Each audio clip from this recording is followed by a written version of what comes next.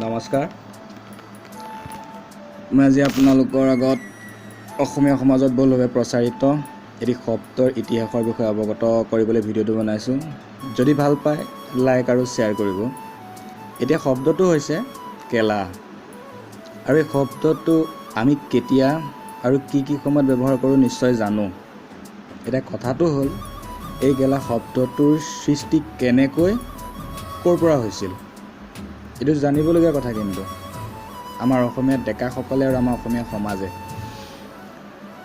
যদি অসমীয়া সাহিত্য ইতিহাসৰ পাত লুটিয়াই চোৱা যায় তেতিয়াহে গম পাব যে আমি ব্যৱহাৰ কৰি থকা শব্দটো আচলতে কি। ই আচলতে ঘৃণনীয় শব্দ নে বেলেগ কিবা শব্দৰ বিকৃত স্বৰূপ। এতিয়া মূল কথালৈ আহোঁ। আচলতে আমি যদি কথাই প্ৰতি কেলা শব্দৰ প্ৰয়োগ কৰোঁ তেতিয়া আমাক ঘৰত গালি দিয়ে, কয় কি কলা পচলা মাৰি কথা কৈ আছোঁ। মই এই কেলা শব্দটোৰ ওপৰত অধ্যয়ন কৰি গম পাইছোঁ যে এইটো কোনো বেয়া শব্দ নহয়।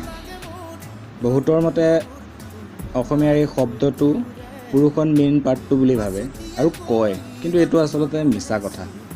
আচলতে কেলা শব্দটো হৈছে টাই ভাষাৰ এটি শব্দ, ক্লাৰ পৰা অহা। যেতিয়া আহোমসকল অসমত প্ৰৱেশ কৰে আৰু দেখে যে অসমত প্ৰচুৰ পৰিমাণে শস্য উৎপাদন কৰিব পাৰি, কিন্তু ইয়াত বাস কৰা মানুহবোৰ এলেহুৱা, মহাধুত। ক্ৰমান্বয়ে আহোমসকলৰ ৰাজ্য বহল হ'ল আৰু লগে লগে সেই লোকসকলক আহোমসকলে নিজৰ নিজৰ কিছু কামত দাস হিচাপে, চাকৰ হিচাপে ব্যৱহাৰ কৰিব ধৰিছিল।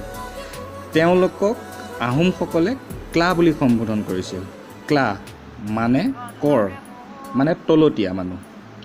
এই ক্লাসকল আহোমৰ খা অৰ্থাৎ তলতীয়াৰ হোৱাৰ পাছৰ পৰা তেওঁলোকৰ এলেহুৱাৰ ভাৱ আৰু ধুদালি এই অৱস্থাবোৰলৈ চাই আহোমসকলে তেওঁলোকক ঐ ক্লা এইটো কৰ, ঐ ক্লা সেইটো কৰ, এনেধৰণৰ দাবী ধমকি দি কামবিলাক কৰাবলগীয়া হৈছিল। সেয়েহে খঙত ঐ ক্লা এনেকৈ কওঁতে ক্ৰমান্বয়ে আহোমসকলৰ অভ্যাসত পৰিণত হৈছিল, আৰু সেয়েহে খং উঠিলেই ক্লা ক'বলৈ ধৰিছিল আহোমসকলে। ক্লা শব্দৰ অপভ্ৰংশ হৈ পাছলৈ ক্লাৰ পৰা কেলা হ'লগৈ। বৰ্তমান সময়ত এই শব্দটো এটা অসমীয়া বেয়া শব্দ বুলি স্বীকৃতি পালে, কিন্তু এই শব্দই বেয়া কথা নুবুজায়।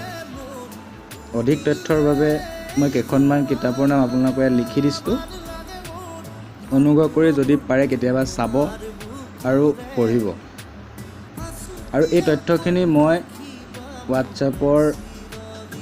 হোৱাটছএপত অহা এটা